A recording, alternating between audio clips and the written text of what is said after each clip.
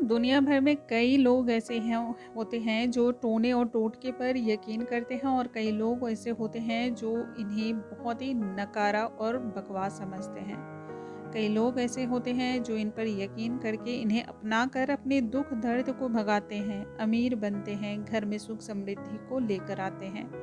ऐसे में आपको किन पर विश्वास है, ये आपकी मर्जी है। लेकिन टोने टोटके होते हैं, आप इस बात को एक खास तरीके से समझ भी सकते हैं। जैसे कि मैं एक उदाहरण आपसे दे रही हूँ, आप इसके थ्रू बातों को समझ सकते हैं। दोस्तों, कई बार ऐसा होता है ना कि माँ हमें डांट रही होती है, सामने कोई इंसान खड़ा होता है, तो डांटने का जो उनका तरीका होता है, जो गुस्सा करने का तरीका होता है, वो आपको समझ में आ रहा है लेकिन सामने वाले को समझ में नहीं आ रहा है, क्योंकि वो मुंह से कुछ भी नहीं बोलती है, कोई भी शब्द नहीं बोलती है, लेकिन उनके आंखों के जो इशारे होते हैं ना, वो ज़बरदस्त होते हैं और उस एक्सप्रेशन को आप बिन बोले ही समझते हैं। तो ये क्या है? ये शक्तियाँ दिखाई नहीं पड़ती हैं सामने वाले को, लेकिन आपको फिर भी समझ में आ जाती हैं। ठीक इसी तरह टोने और टोटके भी होते हैं, जो खुली आँखों से इस तरह से आम तौर पर लोगों को जो है ना तुरंत समझ में नहीं आते हैं, लेकिन यदि कोई ध्यान दे तो उन्हें ये बातें समझ में आती हैं और इनका जो है ना प्रभाव भी दिखाई पड़ता है। इन टोटके को अपनाने के लिए कोई बहुत बड़े तामझाम की ज़रूरत नहीं होती है। बहुत ही छोटे-छोटे से ये उपाय होते हैं जो जीवन में बहुत सारे अलग-अलग चमत्कार भी करते हैं। इन्हीं चीज़ों में आज जो मैं आपसे शेयर करने वाली हूँ वो है झाड़ू के बारे में। झाड़ू के बारे में ये टोटके आप ज़रूर अपनाएं। दोस्तों, इसमें किसी भी बहुत बड़े तंत्र मंत्र यंत्र की ज़रूरत नहीं है और ना ही किसी पूजा पाठ की ज़रूरत आपको पड़ने वाली है।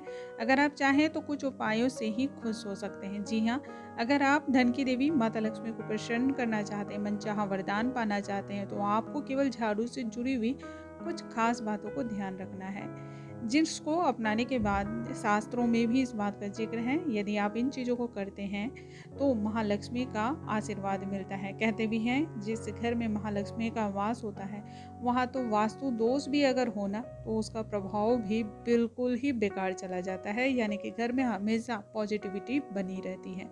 आइए जानते हैं उन उपायों के बारे में। नमस्कार दोस्तों, आप सभी का द डिवाइन सोल में बहुत बहुत स्वागत करती हूँ। दोस्तों, यदि आप चैनल पर पहली बार आए हों तो चैनल को लाइक शेयर और सब्सक्राइब करना बिल्कुल ना भूलें। साथ ही नोटिफिकेशन बेल को अवश्य ही प्रेस कर ले, ताकि हमारे आने वाले हर लेटेस्ट वीडियो की जानकारी आप तक तत्काल ही पहुँच सके। दोस्तों, महालक्ष्मी की कृपा की प्राप्ति के लिए आज जो मैं आपसे उपाय बताने वाले हूँ, इसका चमत्कार आप हाथों हाथ देख सकते हैं। करना क्या है आपको? बहुत ही छोटे से उपाय हैं और इसे बहुत ही चुपचाप करना है।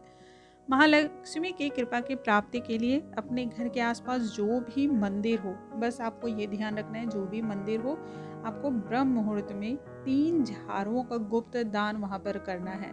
और किस समय करना है? ब्रह्म मुहूर्त में करना है, यानी कि जब सुबह सूर्य उदय नहीं हो रहा हो उससे ठीक पहले, यानी कि 4 बजे से लेकर आप 5 बजे तक या 5:30 बजे तक के बीच में आप झाड़ुओं को दान कर दें।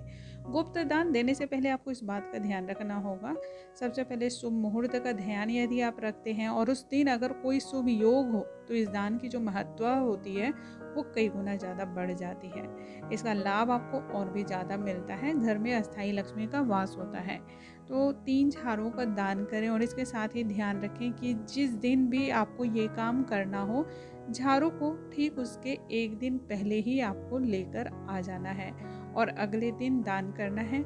और इसमें और भी आपको ध्यान क्या रखना है कि ये बातें आप किसी से भी शेयर ना करें, यानी कि अपने एक हाथ से दूसरे हाथों तक भी ये खबर ना पहुँचे। उसके बाद आप देखें कि आपके जीवन में क्या क्या चमत्कार होते हैं। ये टोटका हमारा खुद का आजमाया हुआ है और ये काफ़ी ही कारगर है। दोस्तों, मुझे उम्मीद है आज की ये जानकारी आप सभी को बहुत अधिक पसंद आई होंगी। जानकारी पसंद आई हो तो इसे ज़्यादा से ज़्यादा शेयर करना बिल्कुल ना भूलें। अगले वीडियो में एक नई जानकारी के साथ फिर से मिलूंगी, तब तक के लिए नमस्कार दोस्तों।